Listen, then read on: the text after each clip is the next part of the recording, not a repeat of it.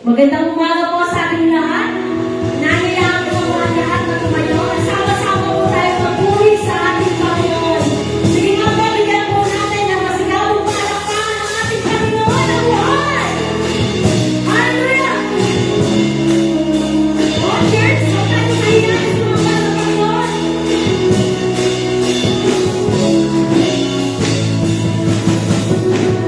Sa bawat umagang kailan simulang magpuri sa Kanya, itaas sa kamay at umawit sa bawat araw na dumaan.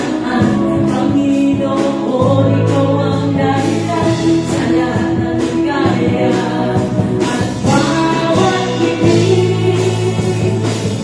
mula sa labi kong nagpupuri. Mula sa labi kong nagpupuri.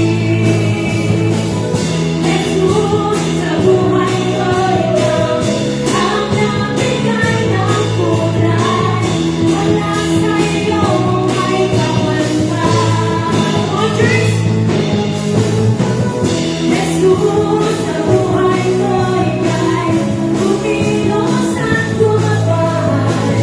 Wala sa iyo may kapantayan.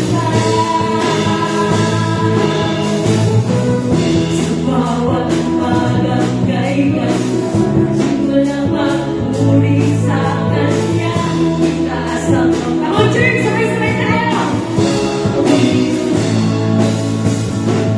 Sa bawat araw na dumaan, Panginoon, Ikaw ang dahilan sa lahat ng hikaya. At bawat ngiti mula sa labi kong nagpupuri. Mula sa labi kong nagpupuri. Jesus, sa buhay ko Ikaw ang nagbigay ng kulay. Wala sa iyo may pamantayan. Yes, Lord! Hallelujah! Jesus, sa buhay ko Ika'y kumilos at gumabay. Wala sa iyo may pamantayan. Jesus, sa buhay ko! Jesus, sa buhay ko Ikaw ang nagbigay ng kulay. Wala sa iyo may pamantayan. Jesus, sa buhay ko Ika'y kumilos at gumabay. Wala sa iyo may pamantayan. Sabay-sabay po tayo magpasalamat sa ating Panginoon. Salamat. Salamat, church. Bukan natin ang ating bigay para magpasalamat sa Panginoon. Salamat sa iyo. Hallelujah! Salamat, Panginoon! Salamat sa iyong ginawa. O church, salamat sa iyong ginawa. Salamat, Panginoon! Hallelujah! Salamat sa iyong ginawa. Salamat sa iyong ginawa. Salamat, Panginoon! Salamat sa iyong ginawa. Salamat sa iyong ginawa. Mula sa labi ko, Panginoon. Hallelujah! Mula sa labi ko nagpupuri. Mula sa labi ko nagpupuri. Jesus, sa buhay ko Ikaw ang nagbigay ng kulay. Wala sa iyo may papantayan. Jesus, sa buhay ko Ika'y kumilos at gumabay. Wala sa iyo may papantayan. Jesus, sa buhay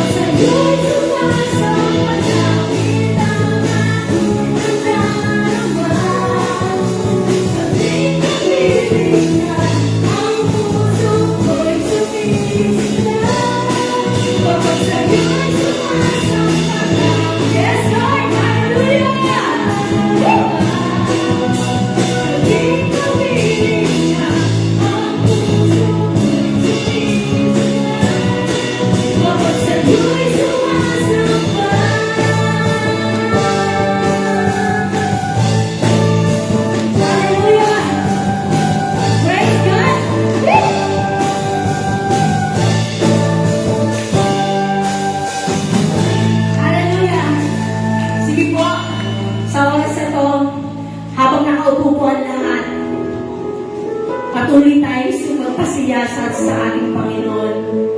Bago tayo lumapit sa kanyang trono ngayong umaga na to, hayaan natin na i-welcome natin ang Panginoon sa ating mga buhay. Hayaan natin na sa umaga na to ay linisin niya tayo ng kanyang banal na dugo upang maging karapat-dapat ang bawat isa sa kanyang harapan ngayong umaga na to. Hallelujah, Jesus. Hallelujah. Hallelujah, Jesus. Siya sa ating Lord ang puso ng bawat isa. Hallelujah.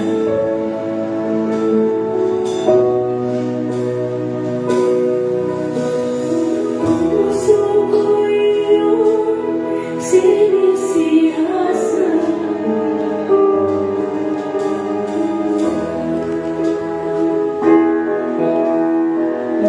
Hallelujah.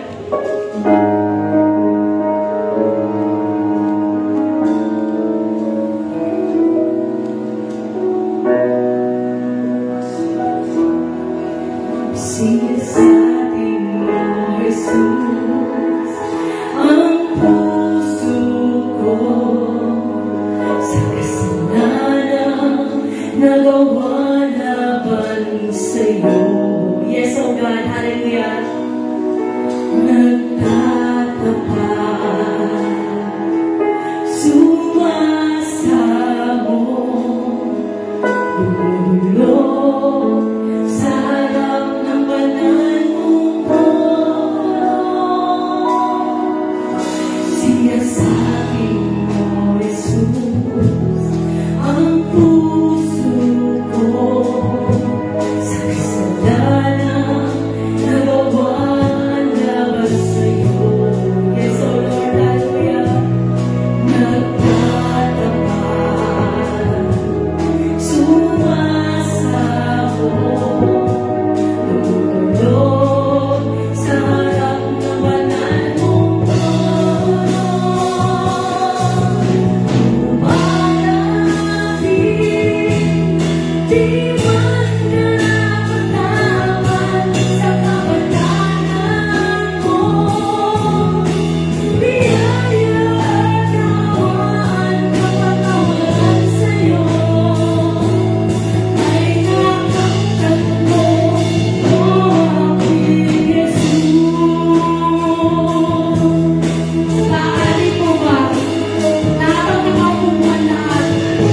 Itaas natin ang kamay natin sa Panginoon at patuloy tayong humingi ng tawad sa Kanya. Siya sa akin, O Jesus, ang puso ko sa kasalanan nagawa laban sa'yo. Nagtatapat, sumasamo, lumulog sa harap ng banal mong trono. Malapit, di man karapat-dapat sa kabanalan mo. Biyaya at kawan, kapatawaran sa'yo ay nakamtan mo, O aking malapit.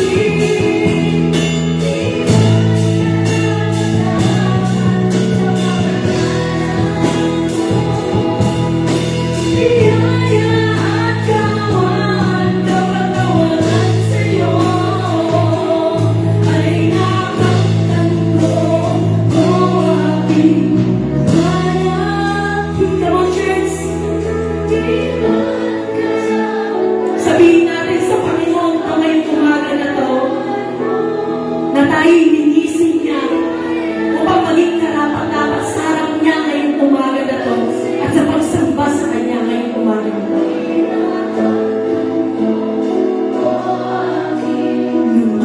Lumalapit. Come on, mga anak ng Diyos, kausapin natin ang Panginoon. Humingi tayo ng tawad sa Kanya sa lahat ng ginagawa natin mga kasalanan. Kawan, kapatawaran sa'yo ay nakamtan ko, O aking lumalapit. tingin mo ang tinig ng isa. Tingin mo ang tinig ng bawat isa, Panginoon, ngayong umaga na to. Biyaya at kapatawaran sa'yo ay nakatan ko. Tayo po tayo lahat. Hallelujah! Sa kabanalan mo,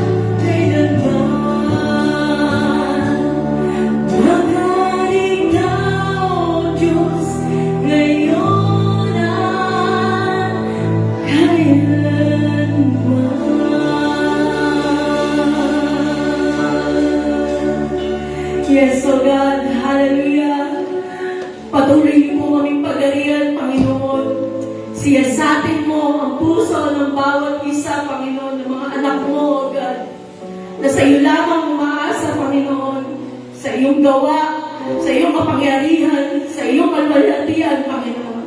Lord, wala kaming magagawa kung wala ang pagsama mo sa bawat isa na naririto. Mga kagalingan na nais namin, Panginoon, wala kaming magagawa, Panginoon.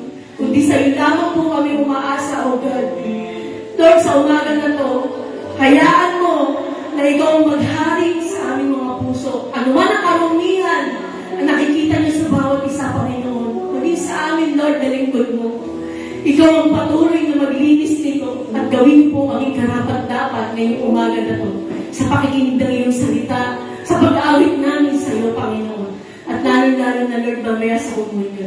Gawin niyo po kaming karapat-dapat ang bawat isa na naririto. Yung presensya mo, Lord, ang patuloy naming mararanasan at yayakap sa umaga na to. Salamat po, Ama, sa iyo na namin itinataas ang buong gawain na to sa tanging pangalan lamang po ng iyong anak na si Jesus. Ang lahat ay magsabi namin. Amen. Amen. Let us all read together the Word of God from the book of Ephesians chapter 2 verse 10. For we are His workmanship, created in Christ Jesus for good works, which God prepared before that we would walk in them. Praise be for the reading of the living and holy Word of God.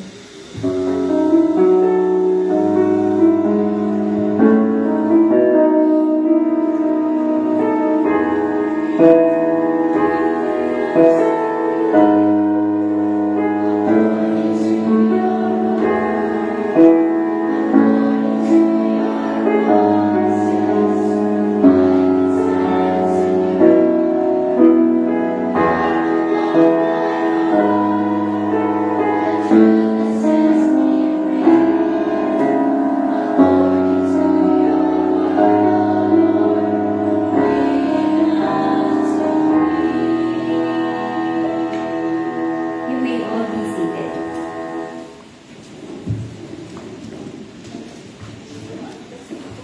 Magandang umaga po sa ating lahat. Sino po ba ang mga na-bless ng ating Panginoon? Amen. Sige nga po, pakisabi sa mga katabi, may misyon sa iyo si Lord. Amen. Sino ba yung mga iniwan ng bahay na may kanya-kanyang mga misyon? Diba, marami tayong mga misyon sa buhay, iba-iba nga lang. Ay, meron tayong mga obligasyon na dapat tuparin natin sa ating sarili. Pero iba ang misyon ng ating Panginoon at yun ang ating pag-aaralan ngayon.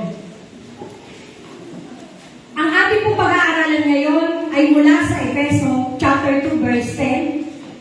Babasahin ko lamang po dahil biglang nag-English eh. No? Sapagkat tayo ay kanyang gawa na nilalang kay Kristo Jesus para sa mabubuting gawa na inianda ng Diyos ng una pa man upang siya nating lakaran. Binigyan ko po ang ating pag-aaralan ngayon ng titulo ay Baka may espesyal na misyon para misyon si Lord para sa iyo. Diba? Meron nga bang misyon sa atin ang ating Panginoon? Amen? Sabi nga, may mission ba si Lord sa ating sarili? Diba?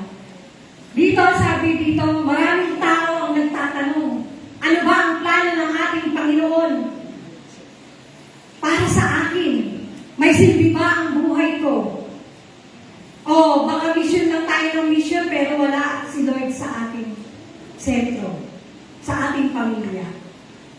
Kahit nga kapag ang magulang nagbubuntis ang nagdadalang tao, may mission yan para sa anak pag lumabas. Kahit yung anak na iniluwan ng magulang, may mission yung bata. Ano yung mission ng sanggol?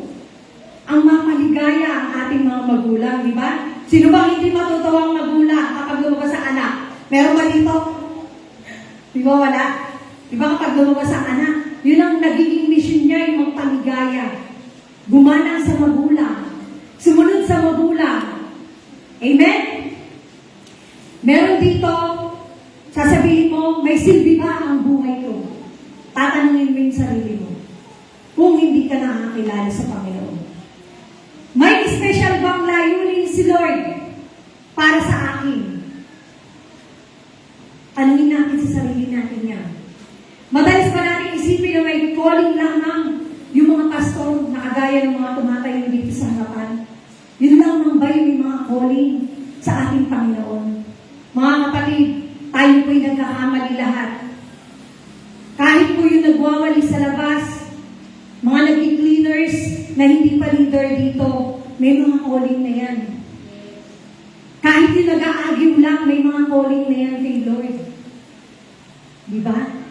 Kayo, maswerte tayo sa Panginoon, maswerte tayo.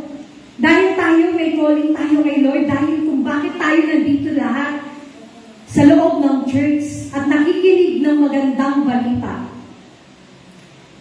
Yung worship leader o yung church worker, sabi nga sa Efeso chapter 2 verse 10, lahat ng mananampalataya ay nilikha ng Diyos na may layunin. Naniniwala po ba kayo doon? Amen? Sige nga po, kung walang po tayo. Handa na po ba tayo na may layunin ang Diyos para sa aking buhay? Dito, hindi aksidente ang iyong buhay. Hindi aksidente ang iyong pinagdadaanan.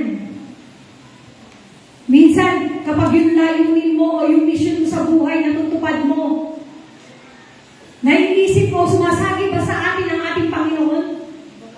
Naiisip ba na tanungin natin ang sarili natin na may layunin ba ang buhay ko? Bakit parating ganito ang buhay ko? Bakit ako nagkakasakit ng ganito? Bakit dumadating sa akin yung punto ng buhay ko ay nahihirapan ako, nabibigatan ako?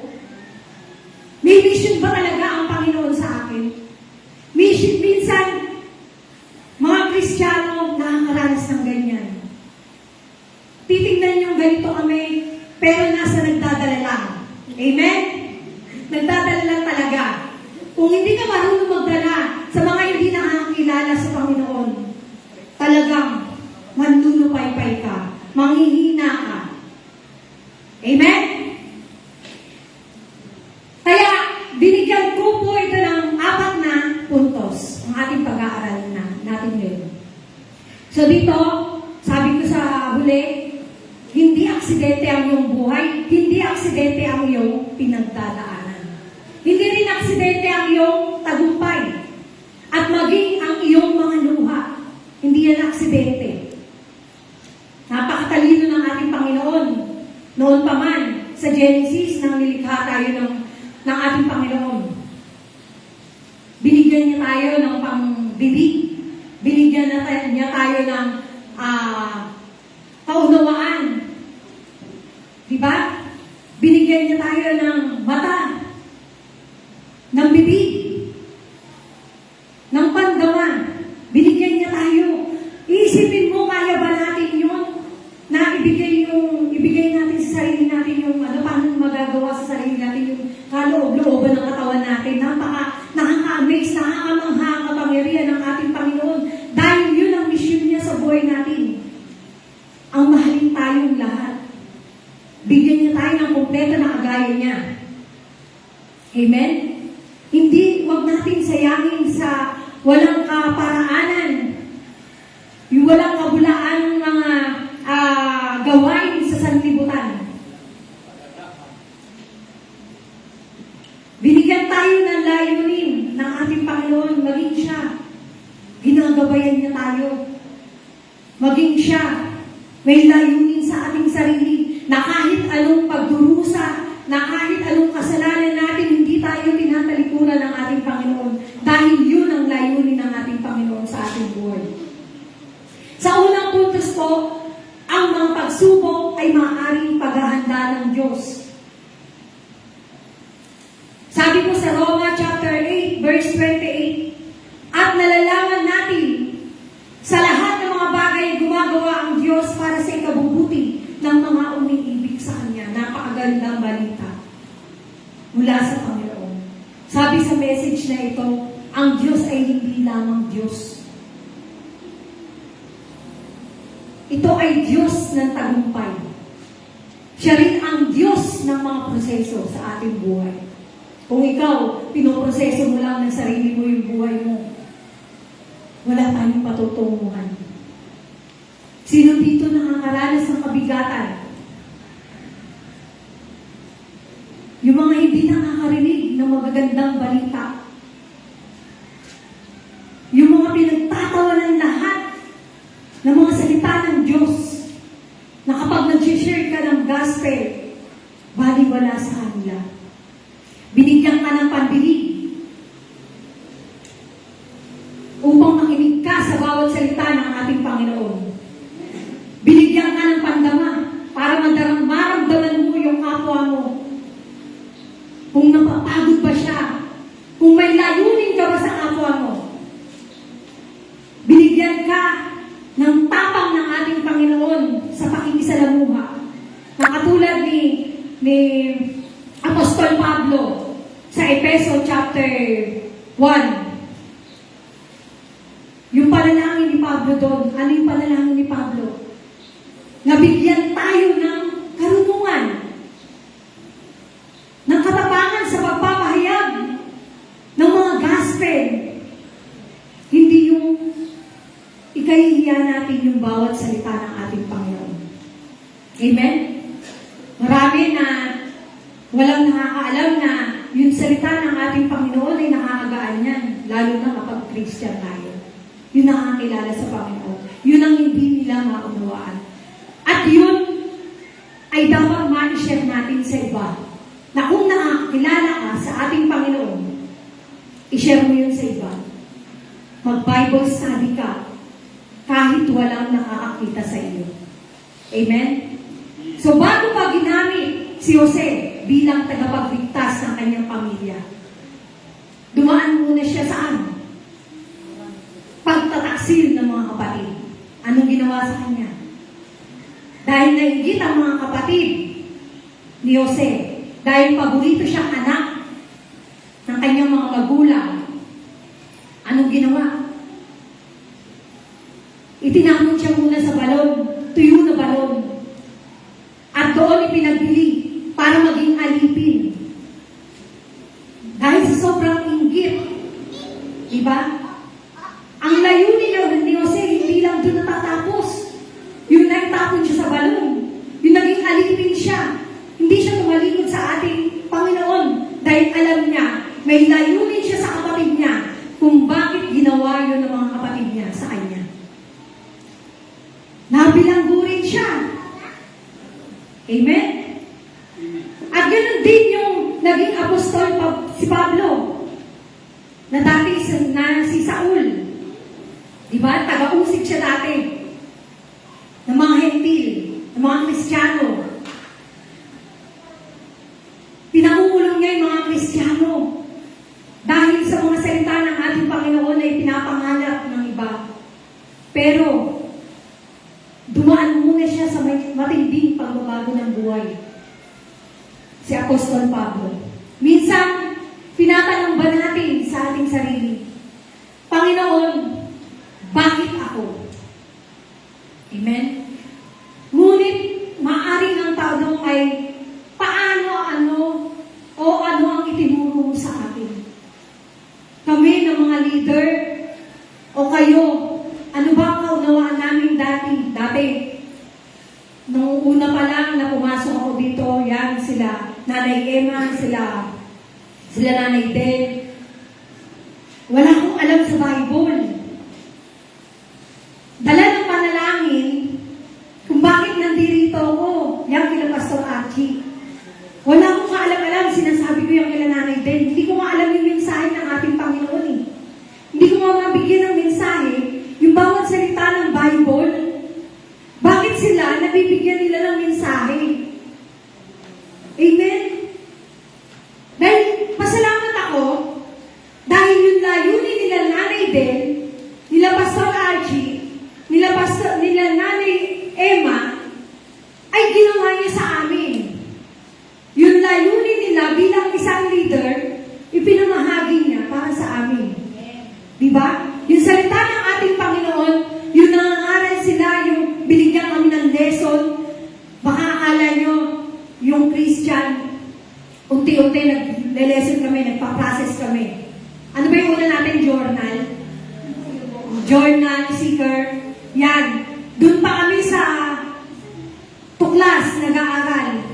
Kasi ano yun pandemic, nagtatago kami. Dahil bawal ang pakikisalamuha, bawal ang service noon.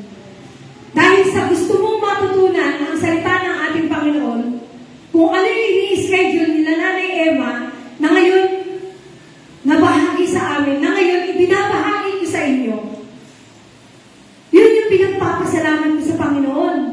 Dahil kung hindi dahil sa kanila, wala kami dito ngayon. At kung hindi dahil sa salita ng ating Panginoon, wala rin tayong lahat dito ngayon. Amen? Palakpakan nga po natin ang ating Panginoon. Sabi ko, ang iyong sugat ngayon ay maaaring sermon mo bukas.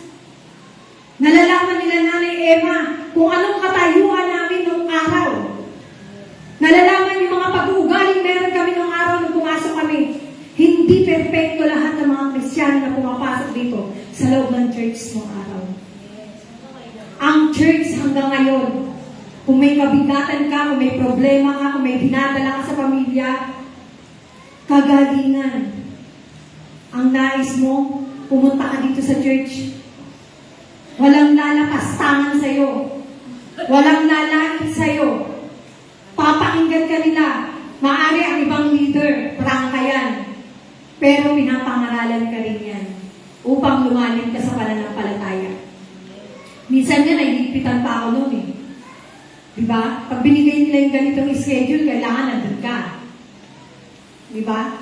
Ngayon, na nararanasan ng ibang mga young people, nagpapasalamat din sila dahil lumalim pa sila, lalo si Juliana. Na hindi ko akalain na dati nag-backslide na yan. Hindi totoo, nag-backslide yan, pero bumalik. Bakit? Hinanap niya ang salita ng Panginoon. At ihinanap niya yung mga turo ng mga leader sa kanya.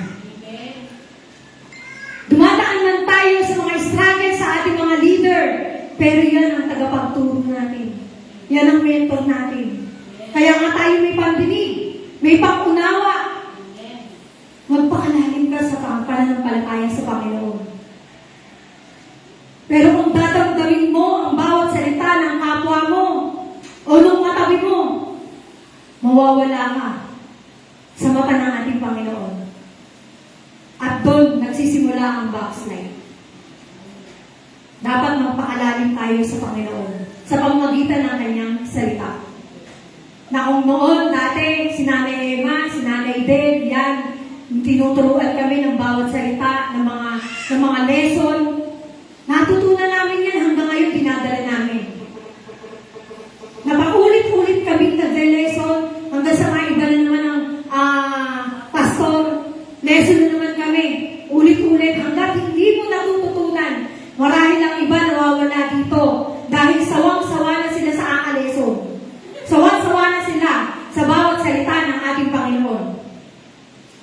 Kaya congratulations mga nagtagal. Amen? Dahil akala ng iba, minamanipulate namin sila. Diba? Akala ng iba, inaano namin yung pagkatao nila. Napapahiya sila. Pero hindi. Kami din napapahiya.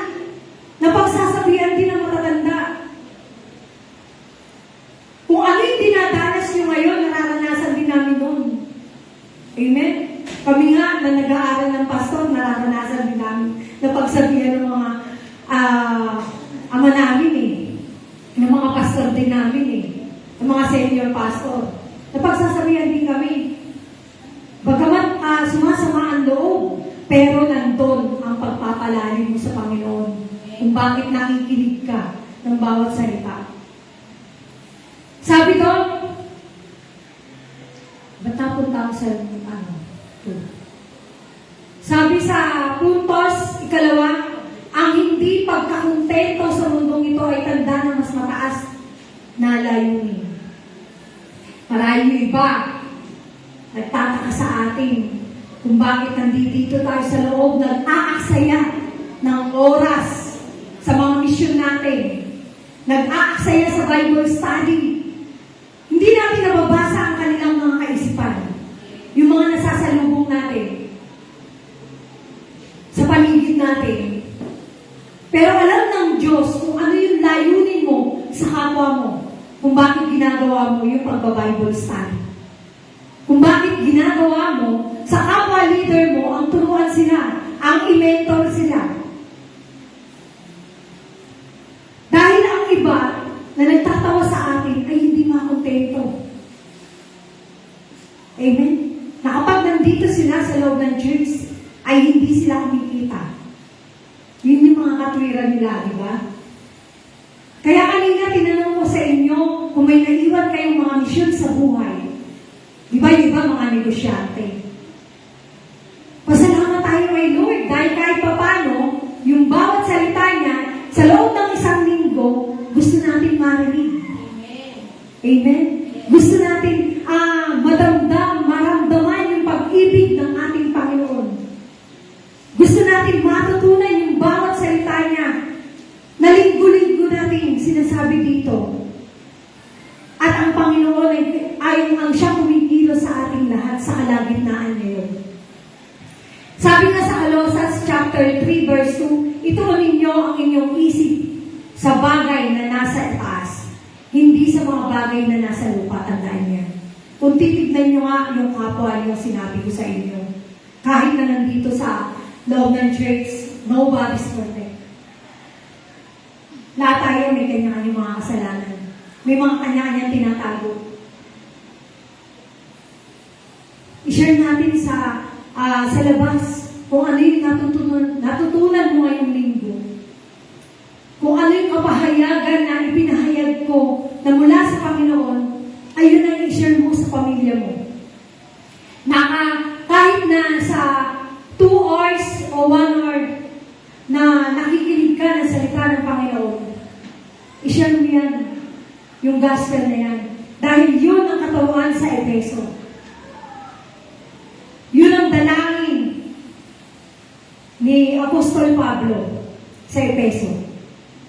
Marahil may mga taong mayroon ng mga pera, trabaho, negosyo, tagumpay, ngunit pakiramdam nila ay may kulang. Tama mali? May kulang kahit na may mga pera. Isa sa hinanap ko yan noong araw. Tamang may negosyo ka, tamang may mga bisyo ka nun. Nasisiyahan ka, unti-unti ka umiinom eh. Nalilibang ka sa kanto, nalilibang ka sa mundo. Mura dito, mura doon, kung sino makaharap mo. Diba? Pero wala kang kakontentuhan. Parang may hinahanap ka sa buhay mo. Na kahit nasa loob ka ng church, nalulungkot ka, bakit? Kulang pala tayo sa spiritual na gabay ng ating Panginoon. Kulang pala tayo sa pananampalataya sa ating Panginoon. At kulang tayo sa pagbabasa, sa panalangin sa ating Panginoon. Kung bakit ang ating mga kasalanan ay hindi natin maiwaksi hanggang ngayon. Dahil ang puso ng tao ay nilikha para sa Diyos. Amen? Yung puso ng tao ay nilikha rin para sa kapwa. Hindi kayang punuin ng pera ang spiritual na pangangailangan. Tandaan niyo. Hindi ko kayang tumayo dito kung wala akong pananampalataya sa Panginoon. Hindi ninyo kayang sumamba dito kung wala rin kayong pananampalataya. Pagmulat niyo ng mata, aminin niyo sa sarili niyo. Iniisip niyo yung pagsamba ng linggo. Sino po ba yung nakakaisip nun? Nakakaisip nun. Pagmulat pa lang ng linggo, iniisip niyo ang church. Kasi alam niyo, kahit na nakaupo lang kayo dito, may calling kayo kung bakit pinapaisip sa inyo ng Panginoon ang bawat salita niya. Lalo na yung mga naba-Bible study ko dun sa eskwelahan. Diba? Naituro ko ito kila Nova ng Wednesday, no? Friday. Naituro ko to, kaya lang siya lang mag-isa. Nakaraan pa. Kaya ang layunin natin ay ang makapag-share ng magandang balita kung bakit tayo nandito. Kaya pag mulat pa lang ng mata natin, iniisip pa lang natin, magsisimba muna ako bago ang lahat. Amen? Palakpakan nga po natin ang ating Panginoon. Uunahin ko muna ang ating Panginoon bago ang lahat. Ako nga minsan, sinasarado ko pintuan eh. Kapag may mga gawain dito eh. Pero hindi ako nangihinayang. 150 nga lang, may kontento na ako eh. 150, 250, kontento na ako sa kita ko sa tindahan. Masaya-masaya na akong pinagpapasalamat ko na yun sa ating Panginoon. Dahil napakahirap mamulot ng 100 ngayon, sa panahon ngayon. Amen? 5 piso nga lang, mahirap na eh. Dahil nakikita ng mga tao ang 5 piso sa kalye. Diba? 150, tuwan-tuwa na ako. May kakontentuhan ako sa sarili ko. Na kahit 100, kahit 50, alam ni Makmak yan. Magkano kita namin sa tindahan. Masaya-masaya ako kapag lumagpas pa ng ano yan, 700. Diba? Pero na lang kung nagse-senior, sana senior na lang lahat eh. Lahat nagse-xerox eh. Alam niyo, malaki ang kita ng printing. Kaya lahat, sinisingitan ko ng ibang paninda. Diba? Kung wala ang Panginoon sa buhay mo, hindi mo magagawa yung mga ganung bagay. Yung maging kontento ka. Amen?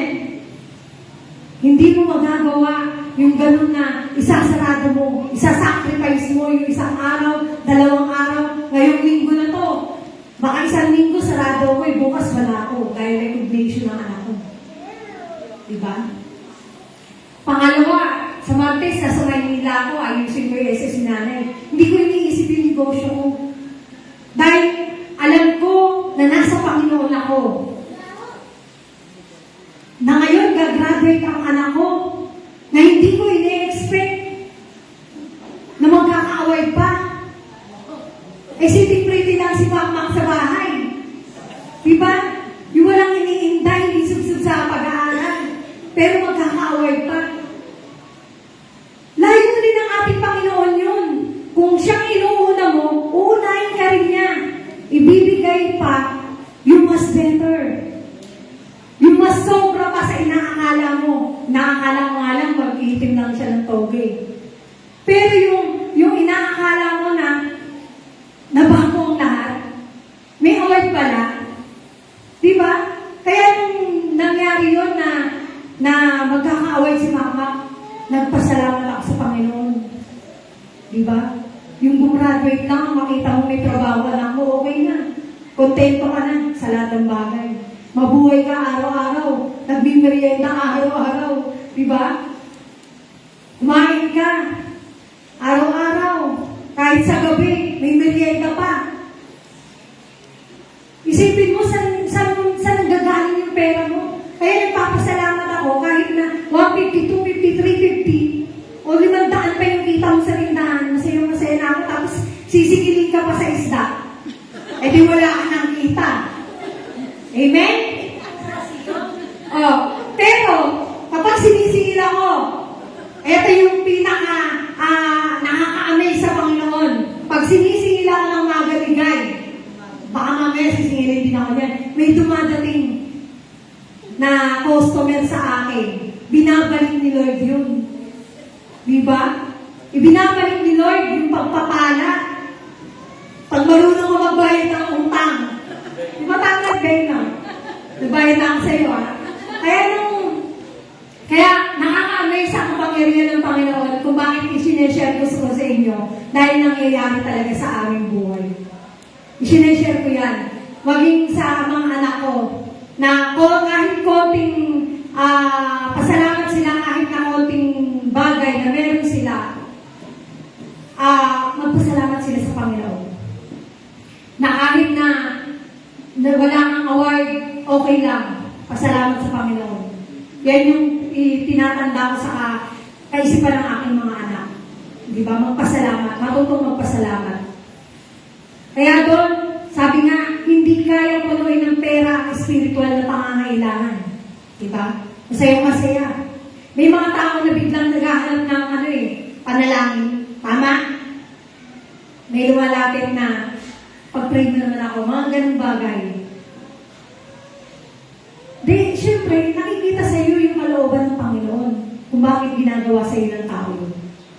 Marahil na i-share mo sa kanya yung magandang balita kung bakit tiwala sa iyo yung tao na yun. Kung bakit nangihingi sa iyo ng panalangin yung tao na yun. Yung pag-aaral ng salita, yung simpleng bagay na pag-Bible study, o kaya magkwentuhan kayo sa kanto, diba? Mag-share ka ng gospel para sa Panginoon. Hindi yung mga gossip, diba? Mga chismis, o ano nangyari na, ano nang ganon. Yung mga ganong bagay, nakaka-amaze, nakakamangha na i-share natin sa iba yung kabutihan ng ating Panginoon. Yung paglilingkod mo, huwag mong sasayangin yan. Kung nandito ka ngayon, nakikinig ka ng magandang balita. Huwag mong sasayangin yan. Huwag mong palalampasin ang bawat salita ng ating Panginoon.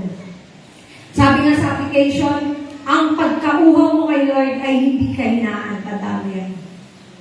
Yung panghigim mo sa kapwa leader mo ng prayer, hindi yan kahinaan. Pagpapaalala mo yan sa ating Panginoon. Maaaring yun ang paanyaya niya upang lumapit at gamitin ka. Minsan kinukonbik tayo sa ating linggo ng ating Panginoon na gumising ka na, mag-church ka.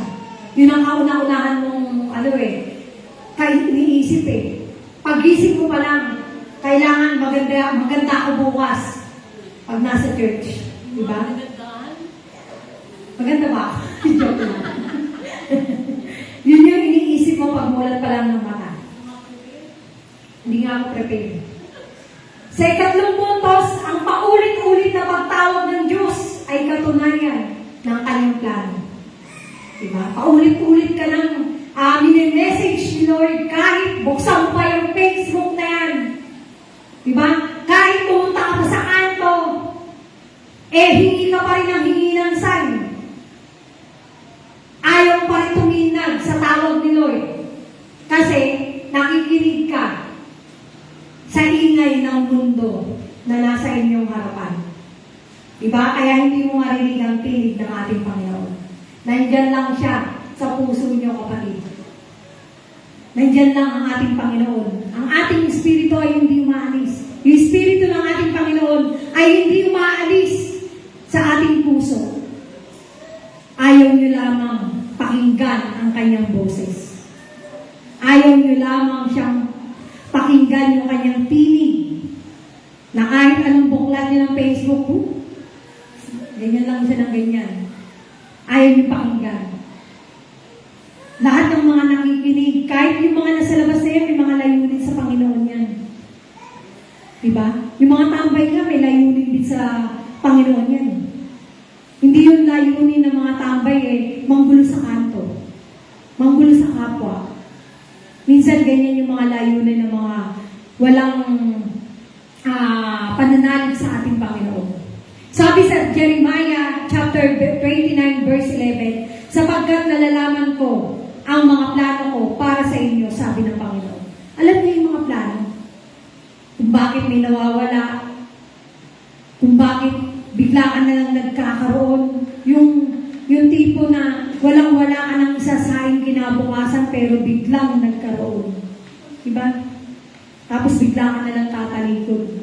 Inaayawan mo yung boses ng ating Panginoon. May mga panahon na lumalayo tayo sa Diyos, ngunit napapansin ko ba, kapatid, hindi siya madaling sumuko. Amen? Hindi siya madaling sumuko.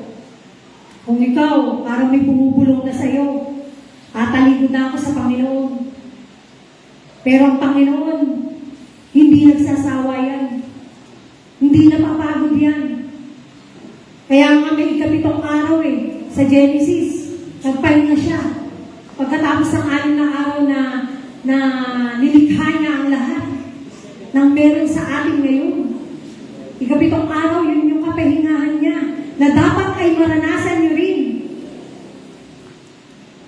Diba? na dapat kung ano'y nararanasan ng Panginoon ay dapat maranasan niyo rin. Yung kapayapaan na meron ng Panginoon noon, na ngayon dinadala niya, puro kasalanan natin. Sacrifice ng Panginoon pero hindi natin pinapakinggan. Paulit-ulit siya kumakatok sa puso natin. Nangungusap, nagpapaalala at umaabot sa atin na kahit may mga pagsubok ka, minsan may nagpapaalala sa iyo na nandito lang ako, pero wala. Mas nananaig sa iyo yung kasamaan. Mas nananaig sa iyo yung ingay ng mundo na meron tayo ngayon. Minsan nandiyan na yung struggle sa buhay mo, sa pamilya mo, yung kabigatan mo, pero nananaig pa rin sa iyo yung kasalanan ng mundo. Kapag hindi ka mapalagay, habang malayo sa Diyos, huwag mo itong baliwalain.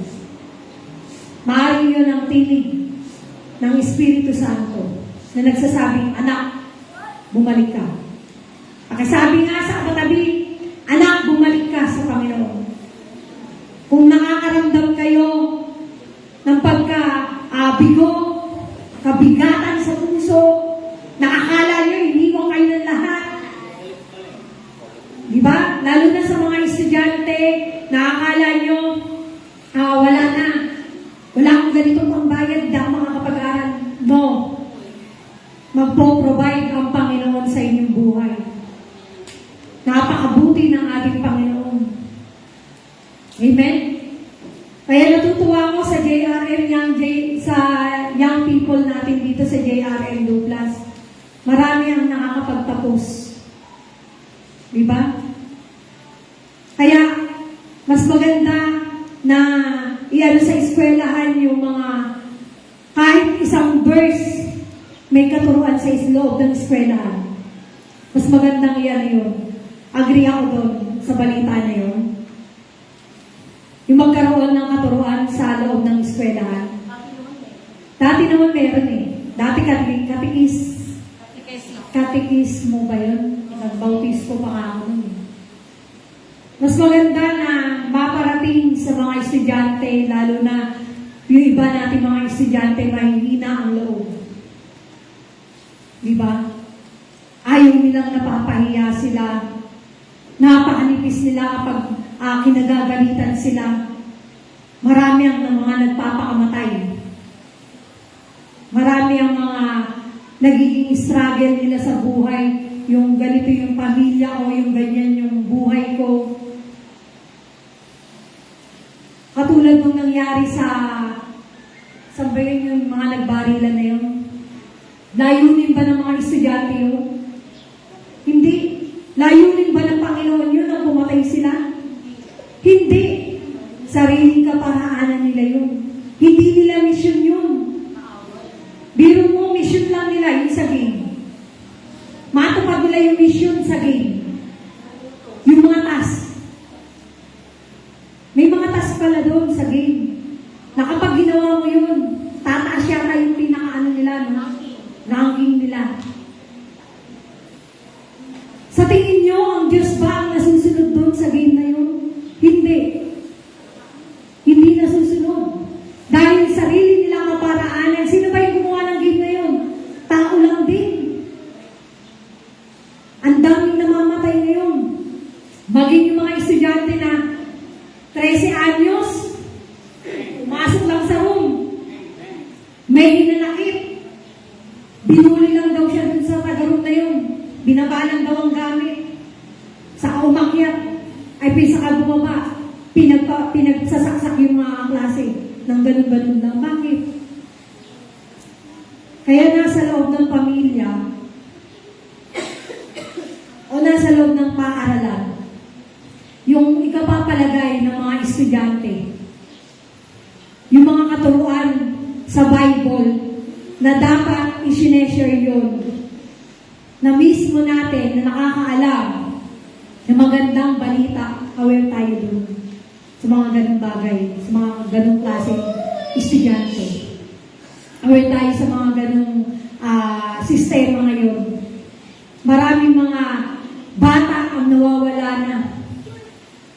sa pananampalataya na dapat alam nila yung bawat salita ng ating Panginoon. Na tayong mga nakakaalam ng salita ng Panginoon, kung nangungusap na sa iyo ang Panginoon, i-share mo yan. Mas maganda kung nakakabata pa eh. Kasi iba ang generasyon ngayon eh, ng mga kabataan. Pero din sa mga matatanda na talaga na talagang hinubog na ng pananampalataya ng Panginoon. Sabi sa application, kung ilang beses ka nang tinawag ni Lord, huwag mo nang ipagpaliban ang pagsunod.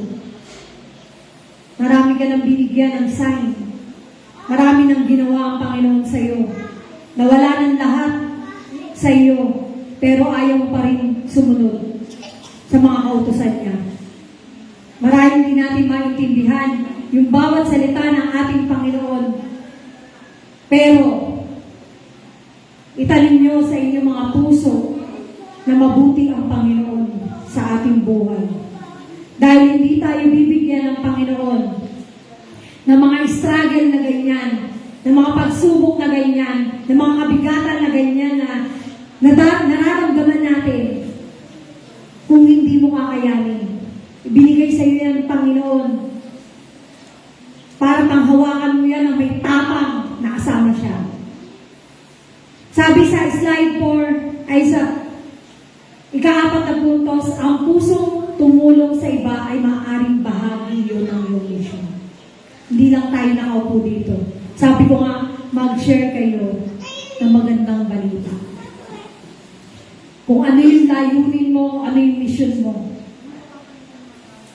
Hindi natin sinabi na talikuran mo yung mga negosyo, yung mga nakasgisnan mo na, yung pamilya mo. Hindi ko sinabi na gano'n ang gawin mo na talikuran mo. Yung pamilya mo, yung anak mo maliliit, kung paano mo dadalhin yan, paano ako mag-share. Dalhin mo. Bitbitin mo yun kahit saan. Amen? Kahit mag-Bible study ka, bitbit mo, huwag kang mapapagod. Dahil yung pagsunod mo ng may kahirapan, tandaan mo, may kapayapaan sa Panginoon yan. Bibigyan ka ng kaginhawaan ng Panginoon. Yung mag-share ka ng magandang balita.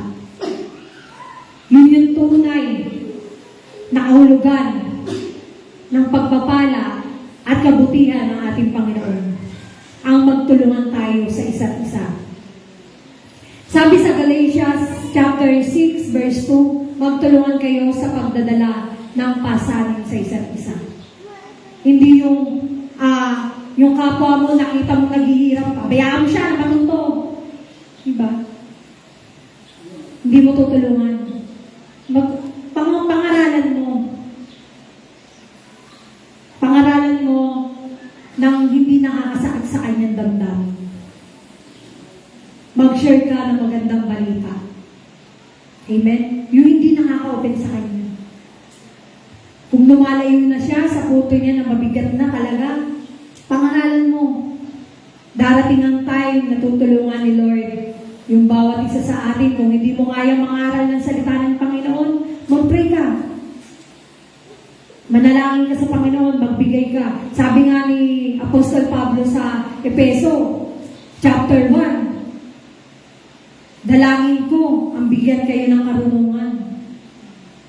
Dalangin ko yung bigyan kayo ng katapangan sa pangangaral ng salita ng ating Panginoon. Amen? Sabi doon, hindi lahat ay tatawaging mangaral sa harap.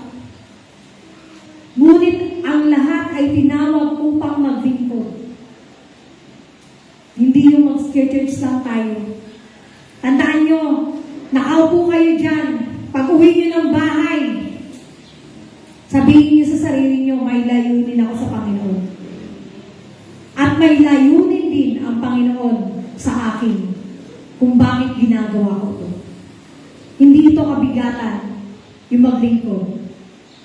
Kapag naawa ka sa mga nawawala, kapag gusto mong manalangin para sa iba, kapag nasasaktan ka, kapag may nahihirapan, maaaring inilalagay ng Diyos ang kanyang puso sa iyong puso. Naunawaan niyo po ba ako? Diba? Kapag nasasaktan ka, Kapag nahihirapan, maaaring inilalagay ng Diyos, halimbawa, ako, nakita ko yung kapwa ko na nahihirapan. Meron times tayo na masakit sa dibdib kapag hindi mo siya natulungan. Diba? Yung lumapit na sa'yo, yung masama yung loob mo na, Lord, ang sama, paano gagawin ko? Wala rin ako yung ganon. Parang ang hirap. Diba? Mahirap yun. Mahirap yung talikuran mo yung kapwa mo. Pero, sa panalangin, magagawa mo yun. Yung layunin mo sa kapwa mo, magagawa mo. Sa pamamagitan ng panalangin. Kapag nasasaktan ka, kapag may nahihirapan, di ba? Yun nararamdaman mo. Nahihirapan ka kapag may nahihirapang iba. Nagiging mababa yung loob natin. Kapag nakakita ka nga sa social media na may mga sakit ng mga bata, parang hirap tignan. Parang gusto mo tulungan kung may pera lang ako, Lord. Send ka lang ng send. Diba? Kung may kakayanan lang akong pumunta dun. Ipag-pray mo kahit hindi ka nakikita, kapatid. Kahit na hindi mo siya natulungan, ipag-pray mo siya. Sabi nga, minsan ang misyon ay hindi nagsisimula sa pulpito. Totoo yun. Nagsisimula ito sa pagmamalasakit sa kapwa. Sino dito nalulungkot kapag wala katabi? Lahat tayo, di ba, nakakalungkot. Minsan napapansin natin yung katabi natin, bakit wala? Bakit absent? Titingnan niyo yung katabi niyo. Bakit absent yung katabi niyo? Diba? Sa pamamagitan nun, puntahan natin. Mag-share tayo ng gospel sa kanya. Tanungin natin kung bakit wala ka, hindi ka ng church. Marahil may hinahanap siya sa kanyang puso. Marahil hindi pa siya kontento sa kanyang buhay na meron siya ngayon. Marahil may hinahanap pa siya na wala dito sa loob ng church na dapat ay makita sa atin na nakakasalamuha niya.